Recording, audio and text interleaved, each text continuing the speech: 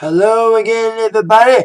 Zach Attack is here with my WWE Raw Supershow review for tonight, February 27th, 2012. Over my thoughts on tonight's Raw was, when it comes to wrestling, it was okay. Squash main event? Come on, I'm stupid. When it comes to building towards WrestleMania, we had the whole Jericho Punk thing, and of course, the ending of Cena and Rock. One thing was going to get exciting. It's getting exciting. It's getting personal, especially Rock and Cena. I'll address all that in a moment. So let's get started with our very first, match/segment. As I mentioned in the attack line, there was a little incident involving Daniel Bryan and CM Punk during the match this past Friday on SmackDown. They wrestled once before, like a couple weeks ago, and I forgot who won that one, but I think Punk might have won that one. But it's past Tuesday on live Super SmackDown, aired again on Friday. Daniel Bryan and CM Punk had a controversial finish to their match, which involved them double pinning each other and having Laurinaitis and Teddy Long, general managers of both Raw and SmackDown, getting into each other's faces, especially both of them wants to win both shells. So it was announced that CM Punk would face off against Daniel Bryan again. Start off Raw. Before that, here comes Chris Jericho. Now, Chris Jericho is, of course, the number one contender for CM Punk's WWE Championship at WrestleMania after winning the Battle Royal of Doom, as they call it. And Jericho came out spewing about Punk being a wannabe and about being a Jericho wannabe, about how Punk wants to be like Jericho, and Jericho's going down these achievements, yada, yada, yada. And Punk's like, Jericho, the only person you're copying is Bret Hart. You're copying Bret Hart. You see I copy you? You copy Bret Hart. We all copy Bret Hart. Because of his influence. That's the point. Like Punk was influenced by Jericho. Everyone can't deny who their influences are. Now, I'm glad that Punk and Jericho are feuding because they're both big personalities with big, bright stuff. And they're two of the best talkers and two of the best athletic guys in the WWE. I'm glad they got together. I'm glad they're feuding for WrestleMania. And Punk and Jericho went off for a few minutes. Punk was saying everyone's sick and tired of Jericho running his mouth about this and that and about being the best in the world. And telling Jericho, if you wanted to face off against me and the best in the world versus the best in the world, see who is really the best in the world at WrestleMania, all he had to do was ask, not sneak attack me like he did to Punk.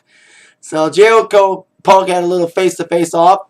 Jericho went to the back as Punk prepared to face off against Daniel Bryan in a champion vs. champion match. John Laurinaitis and Teddy Long were both at ringside alongside their accomplices, David Otunga and Santino Marella. You can tell who's signing for who. Now, this match was decent. These two are very athletic guys. Both guys are Ring of Honor, very independent-based guys, and they're both very athletic. A decent matchup. And it was okay until the ending kind of fucked it up. Another weird ending, another controversial ending in this fight. Punk was ready to give Daniel Bryan the GTS. He was nailing him. Well, it was after Daniel Bryan went out. Daniel Bryan went out, trying to be a pussy again. But referee was distracted with David Otunga getting involved, Santino getting involved, arguments with Teddy Long and John Laurinaitis involving. And Sheamus came out to push Daniel Bryan like he did on SmackDown. Like I said, Punk did deliver GTS, but Laurinaitis saw Sheamus' interference and made the match a no contest. No one won. And then we had a confrontation involving Teddy Long and John Laurinaitis. And Laurinaitis got shoved down by Teddy Long. So we had a commotion in the ring with Teddy Long, John Laurinaitis, and Otunga and Santino trying to break him up. Jericho attacked Punk from behind at the booth. At the stage. Jericho attacked Punk, scoop slammed on the stage, and terrorized him with a Walls of Jericho, sending a big message to Punk. Now, this Jericho Punk feud is going to heat up in the next couple of weeks. It's just getting started. You know what I mean? The wheels were turning before Elimination Chamber. They would get in each other's faces doing tag matches. But now it's going to be them in WrestleMania. The feud's going to heat up a lot, especially after what happened tonight with Jericho's War of Words with Punk. And Punk saying, I don't need Chris Brown. I didn't mention that about Chris Brown. And, of course, Mickey Rourke. Punk's like, we don't need celebrities. We don't need dancing stars, Chris. We need ourselves to beat each other up to see who's the best. And Jericho sent a message to Punk about who could be the best of WrestleMania by laying him out on the stage after a scoop slam and, of course, the walls of Jericho. We'll see how this feud develops in the next couple weeks, but we can tell Jericho and Punk, this feud is going to get really heated very fast.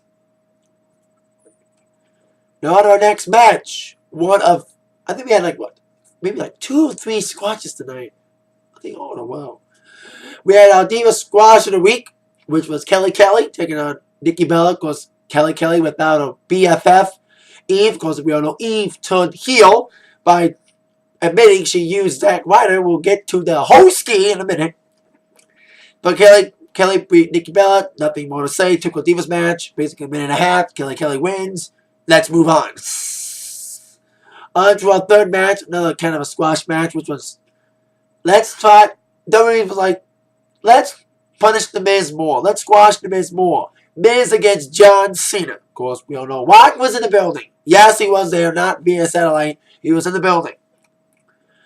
And of course, no matter what reason this happened, whether it's because they're still punishing Miz for being the reason why there was the last buy rate, was the virus series, whether or not they're still punishing Miz for the incident of R-Truth, or maybe because everyone needs to play it safe with John Cena because everyone's getting injured all of a sudden.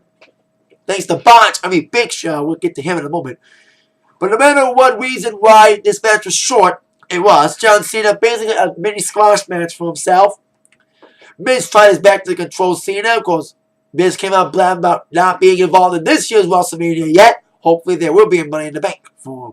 And anybody else who needs a spot in Mania, besides all the big names. So Miz took advantage, but Super Cena came in with a vengeance, putting on the 5 moves of doom with the 5 knuckle shuffle, FU, STFU, getting submission win over the Miz. And Rock came on the screen after that, saying, "You can't see me, Cena." So we would have a Rock Cena confrontation at the end of the evening. So I'll tell you how that went in a few minutes. Now, something we don't see every day on WWE television, a tag team match, let alone a triple threat tag match for the WWE Tag Team Championship. It was the reigning champions, Primo and Epico, teaming up against Dolph Ziggler and Jack Swagger, and also R-Truth and Kofi Kingston. Apparently, R-Truth and Kofi Kingston got a non-title victory over them. So now they want a match against them tonight, but add Dolph and Jack. This triple threat tag match was a decent match. Very okay matchup. I'm glad Kofi's trying to get himself back in the spotlight, after getting dumped in the whole situation with Evan Bourne and suspension. That's why he's teaming with R-Truth. I thought R-Truth was going to have Little Jimmy as his invincible partner, but it was Kofi and real partner. And you can tell that it was every team for himself because there was a little bit of double teaming Dolph and Epico and Primo too. But they knew in the end that they wanted to win for the team. I remember Primo was pinning, then Dolph broke the pin, and then all of a sudden Epico, after Primo gave Swagger the backstabber, we missed you, Carlito. Epico got the pin on Swagger for the victory for his team as Epico and Primo retained the tag team titles. Hopefully there's a tag team title match at WrestleMania. That's what I'm hoping for. But like everything else, I'm probably going to shaft it as usual. Let's put a tag team match, and then I have it be on the card itself. Maybe I have it on the pre-show, and insert a Divas match instead. Who knows? Now, we had a couple segments tonight, including a video about Undertaker Triple H. Of course, Hell in a Cell is going to happen with them too. There was no confrontation with them two tonight, but Shawn Michaels is rumored to be in attendance next week. Maybe Undertaker too. So we'll see what happens if Taker shows up and HBK shows up. HBK had a phone interview on W.com. It was irate because Taker said to Triple H last week, that HBK is better than you. So go to W.com and see what HBK had to say. I was trying to listen to it, but I couldn't. So we didn't see anything with Taker and Triple H. Of course, HBK on next week's Raw. And we saw another segment involving John Laurinaitis and Teddy Long. With rumors about either one of them not wanting Raw or SmackDown. Well, according to WWE.com, WWE.com will make an announcement at 10 o'clock tomorrow morning about them two, whether it's storyline based or not. We'll see what happens. I'll probably talk about this whole development on the Attack Line tomorrow.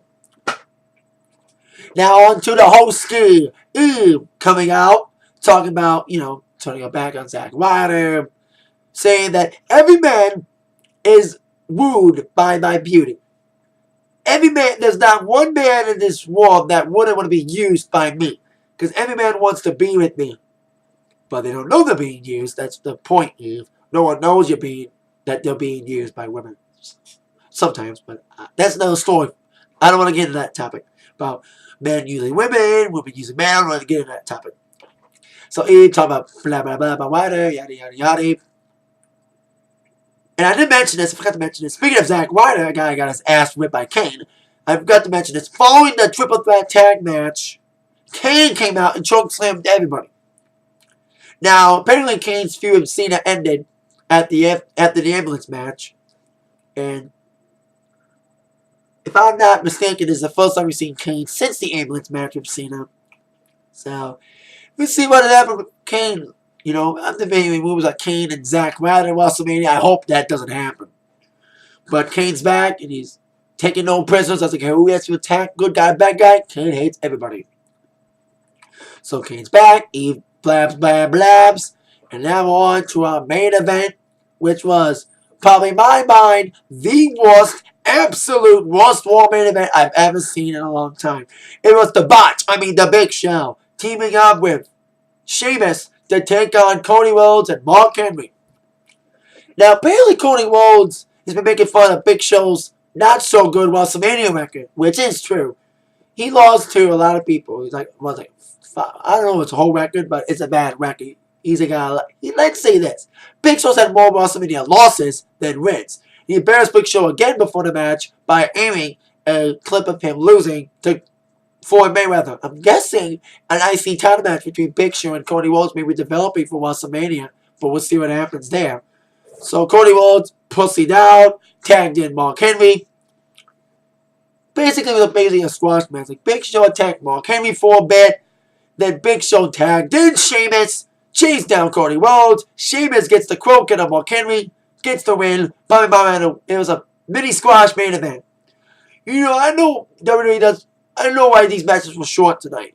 Why the Divas match was short, why Cena Miz was short, and why the main event was short. They're trying to keep everyone healthy for WrestleMania. Everyone's getting injured left and right, so they're trying to keep everyone healthy. But it's costing the fans a lot because they pay a lot to see good action, and you only get like 2-minute matches, especially a 2-minute main event. What the fuck? And a no contest for the first fight. Stupid. But to the dismal main event with the Big Show, because he keeps getting everyone injured apparently, and Sheamus getting a victory and probably, like I said, the worst Raw main event because it was just a mini squash match. There wasn't much action because a Big Show was in the ring for Mark Henry for less than 30 seconds, tagged in Sheamus, and Sheamus got the victory. What was that, 2-minute match? It was as long as the Divas match. But we had probably the best moment of the night, The Rock coming out after that dismal main event. And every time The Rock comes back, I know everyone's talking about his ego and, of course, him being, man with people. Of course, after what Cena said last week, Rock admitted some things about what Cena said. And Rock's like, Cena, you're not a phony. You are that guy. And every time Rock comes back, the crowd eats everything up. Everything Rock says, they chant. Like, Cena, I'm going to smack you in the face like Kung Pao chicken. Kung Pao chicken. Kung Pao chicken. You're a Kung Pao bitch. Kung Pao bitch. Kung Pao bitch.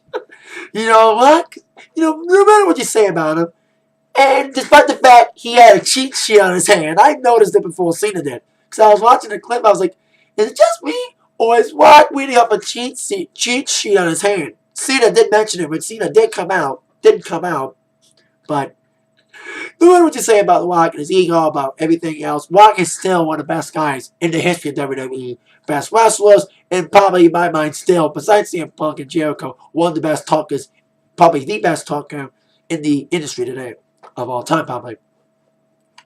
So, Rock was talking smack about Cena, laying the verbal smackdown on Cena. Of course, everyone's booing Cena like hell, saying Cena was sick and tired of your cookie cutter fruity pebble attitude, but we're not sick of being entertained. I come to entertain. And of course, after another situation that I like, my favorite Rock joke was Cena, the only groundbreaking thing you did is every time we do some me and the people, we invent something. We chant Fruity Pebble, you're on the front of Fruity Pebbles. What thing have you done lately, Cena? Changed from jeans shorts to camouflage shorts. Now with camouflage shorts, we know that your balls aren't there to begin with. Missing balls. And why when missing balls happen, here comes John Cena. To, of course, what is not owed to Cena, getting his ass booed at the fucking building. And especially the night when Rock said Trailblaze, made more sense because it's in Portland after all, but he always says Trailblaze, no matter where he is. Los Angeles, Oakland, Detroit. Anyway, the Rock and Cena had a little confrontation. Cena's like, I always make fun of you, Rock, whether you're here or not. Of course, talking about how he's going to fight for the guys in the back. Rock's like, the fight. I never fought for the guys in the back. I fought for me. Nobody fought for me. I fight for me. Now, Rock and Cena a little confrontation. And Cena's like, I like The Rock, but I hate Dwayne Johnson because Dwayne Johnson's a douchebag. And then he left after he made fun of Dwayne Johnson. And Rock says, Dwayne and The Rock are the same person. The same person's going to lay this smack you down your candy ass at WrestleMania if you smell what The Rock is cooking. I love the fact that when The Rock comes back, every time the crowd goes into frenzy. More than anybody on the current roster. That's the power of the People's Champ, people. So there you go. That's what we. And while I was seeing The Rock go to wrestle like a physical confrontation, but I know they're trying to keep everyone healthy these days because everyone's getting injured. So I can tell why it was more of a verbal beatdown than a physical one.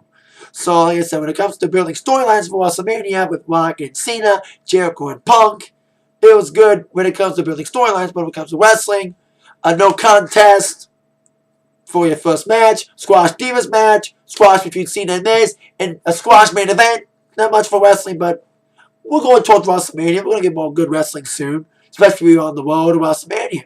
So there you go. That is it for my WWE Raw Supershow review. Comment your thoughts on the show below. Are you looking forward to WrestleMania? Who won the verbal battle? Do you think The Rock won the battle? Or do you think Cena won the verbal battle? I think The Rock won in my mind. Comment your thoughts on one below. Like this video. Subscribe to my channel. Thank you all very much for watching. You've all been attacked by the review from Zach. Thank you all very much. See you all later. Yeah.